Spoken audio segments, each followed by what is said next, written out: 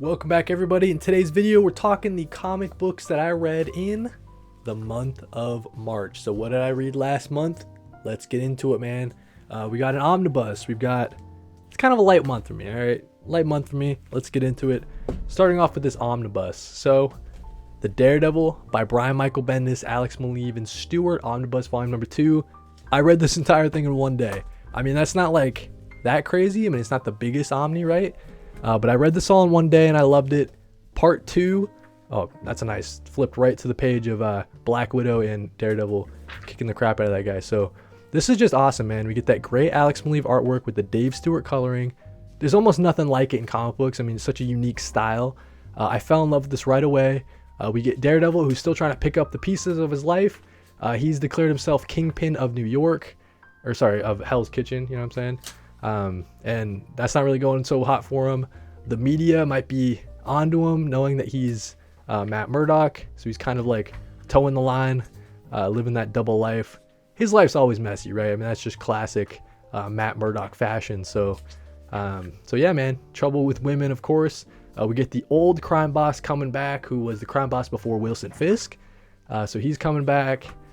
You know, just really excellent stuff here, man. Really great underworld kind of look at the Marvel Universe that I'm searching for, man. This is kind of like the vibe that I like. Brian Michael Bendis is great at giving it to us. So I loved it, man. Brian Michael Bendis, Daredevil is a must read. I mean, it's a must read omnibus. This pairs so well, obviously, with Omnibus Volume number 1. You got to get them in a set. And if you end up reading them, you're reading some of the best Marvel has to offer. I feel comfortable saying that. So yeah, Daredevil by Brian Michael Bendis. Next up, let's talk about Spider-Man life story, dude. So Spider-Man life story, Chip Zdarsky, Mark Bagley on the pencils or whatever. I think we get a variety of different colorists, but so yeah, man. I mean, this was a story that was hyped up. Looks like we get. Just wanted to make sure cover my bases. The inkers, John Dale, Andrew Hennessy, Frank the Armada. Yeah, so Spider-Man life story. This is a story that's really hyped up. But going into it, a lot of people either like it or they kind of hate it.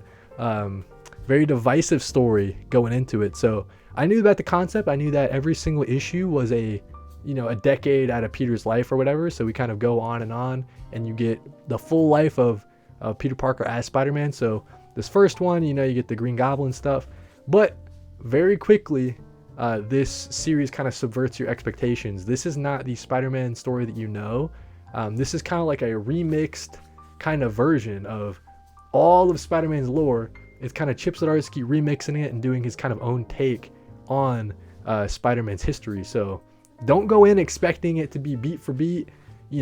Green Goblin kills Gwen Stacy, and then he goes on, and yeah, it's not like that, right? This is Chip Zdarsky's own kind of Spider-Man story, and because of that, that's where it pisses a lot of people off.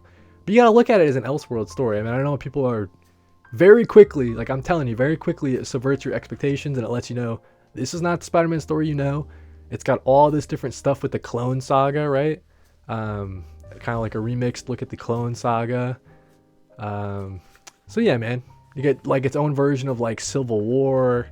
You get Kraven's Last Hunt. So it's all like a bunch of like important beats in Spider-Man's life, but it's totally different. And yeah, I would say that this story, it's excellent Mark Bagley artwork. I will say that. In terms of Chip Zdarsky's writing, I mean, it's a unique story. I mean, you gotta take it for what it is. It's a unique, remix on Spider-Man's story, and you gotta look at it that way. I don't know if I would recommend it though. I guess it's maybe worth checking out at least once, but it's not like an all-timer Spider-Man story for me. I'm just gonna put this back on the shelf, you know what I'm saying? So, not my favorite Chip Zdarsky work, not my favorite Chip Zdarsky read. Let's get into the next thing, dude. Finished this the other day. We got Houses of the Unholy, Ed Brubaker, Sean Phillips. So this is all about, it's like an occult kind of look. So back in the day, the Satanic Panic, you got a bunch of kids that were swearing to God that they were possessed by the devil, and their teachers were abusing them, and all this stuff, right? All this terrible stuff. That obviously wasn't true, but it kind of started like an entire thing in the U.S. The Satanic Panic. So in this story, it's all about this girl who, back in the day, she was maybe the cause of a lot of that. She was in the group of six, the Sinister Six or whatever, that, you know, started a lot of those rumors and stuff like that. So she's since grown up.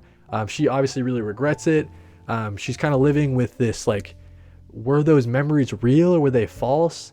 Because as a kid, you kind of work yourself up and you start believing in the things you're saying or whatever. So it's all these like false memories. She wasn't possessed by the devil, but all these, like, you know, she's stuck with them and she's kind of living like kind of harsh life. It turns out that, you know, this FBI agent, he's following a case where all the Sinister Six from back in the day are being slowly killed off one by one. So the FBI agent's like, hey, you're a person that helps find people. Help me find the rest of your group before they're killed off for whatever reason. So yeah, man, just a really nice occult kind of Ed Brubaker and Sean Phillips story. Love when they tackle that subject matter. This is a really great female protagonist. She's pretty badass. The only great artwork, obviously. I mean, you've seen the Sean Phillips. I believe Jacob Phillips was the colorist here. So yeah, just like a really nice, quick, one and done sort of read. I will say the ending left a little bit to be desired in terms of, like, I really want to know what happens next, but it really kind of just drops you off and just kind of ends. But yeah, man, really great story. Houses of the Unholy. I really like when Ed Brubaker and Sean Phillips tackle this kind of occult subject matter. So definitely one to read. Nice hardcover, add it to the bookshelf. Excellent stuff. Last but not least, guys, we've got Dick Tracy, trade paperback from Mad Cave Studios, volume number 1 or whatever. So this Dick Tracy character, I was fascinated by him. I'm a real big fan of the detective kind of genre. So this is your, like, straight up, like, detective, mobster, you know, straight out after the World War II era kind of mobster story. So you got Dick Tracy, and he's joined by this female reporter. He gets a sidekick later on, a guy named Pat. But it's sort of the story of, in this city, it's not New York City, but it's kind of modeled after New York City. There's like a gang war going on.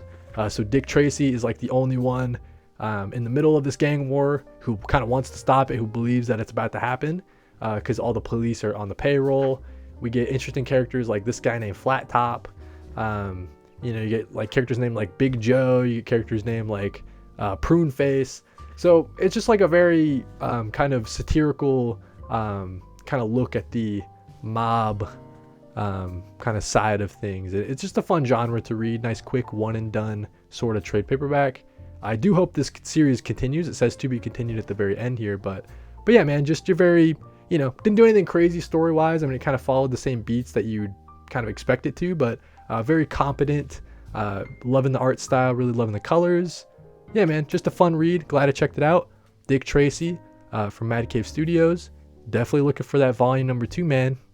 Loving this Dick Tracy character and world. So that's what we got, man. That's everything that we read in the month of March. Got that Omni, got some Ed Brubaker, Sean Phillips. You got Spider-Man Life Story, and you got Dick Tracy. So that's what we got. Thank you guys for watching. Let me know what you've been reading in the comments. Thank you guys for watching. I read more comics.